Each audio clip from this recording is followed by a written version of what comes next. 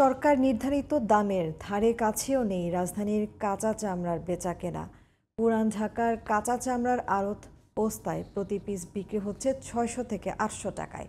এতে বিপাকে পড়েছেন মৌসুমি ব্যবসায়ী ও বিভিন্ন মাদ্রাসা এতিমখানার দায়িত্বপ্রাপ্তরা।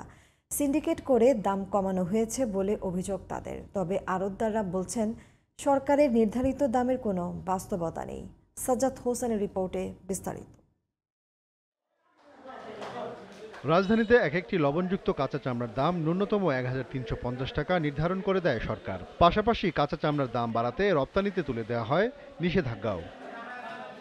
তবে শেষ পর্যন্ত কাজে আসেনি কোনো পদক্ষেপই। সরকার নির্ধারিত দামের তোয়াক্কা করছেন না কেউই। পুরান ঢাকার পোস্তায় এক একটি চামড়া বিক্রি হচ্ছে ৬ থেকে ৮০০ টাকার মধ্যে।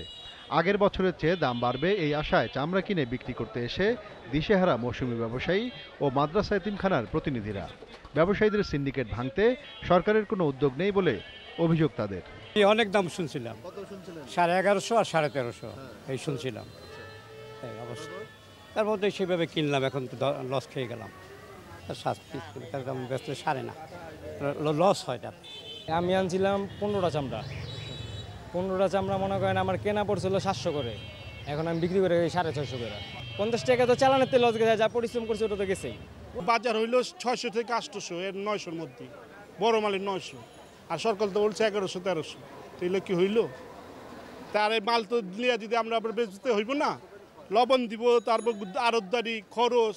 এরা মানে সিন্ডিকেটের মতো ইয়ে হয়ে গেছে, কিনতেই চাইতেছে না কেউ। 650, মানে কেউ এভারেজে 650-700 এর উপরে উঠতেছেই না। আড়তদাররা বলছেন সরকারের দেয়া দাম ও রপ্তানির সিদ্ধান্ত অবাস্তব। যৌক্তিকভাবেই চামড়ার দাম দিচ্ছেন তারা। ইন্টারন্যাশনাল মার্কেটের সাথে সামঞ্জস্যতা রেখে এটা বিক্রি কিনি, সেল পারচেজ হয়। যদি তাই হয় তাইলে আপনি 1350 টাকা কেন করে দিলে এই মুহূর্তে? কোনো প্রয়োজন ছিল না। এই চামড়াটাকে প্রিজার্ভ কিভাবে করবেন? রাখার মেনটেনেন্স পাওয়ার আমাদের কেউর কাছেই নাই। তা অর্ডার হলো, ইন্টেরিয়াম গভর্নমেন্ট বলল যে এটা এক্সপোর্ট হয়ে যাক, বাস্তবসম্মত হচ্ছে না। ইন্টেরিয়াম গভর্নমেন্ট উপদেষ্টা মণ্ডলী কেন করলো? এবছর সারা দেশে প্রায় 1 কোটি এবং পোস্তায় 1 লাখ পিস চামড়া সংগৃহীত হতে পারে বলে জানিয়েছেন কাঁচা চামড়া ব্যবসায়ীরা। Sajjad Hossain, GTV news, Dhaka.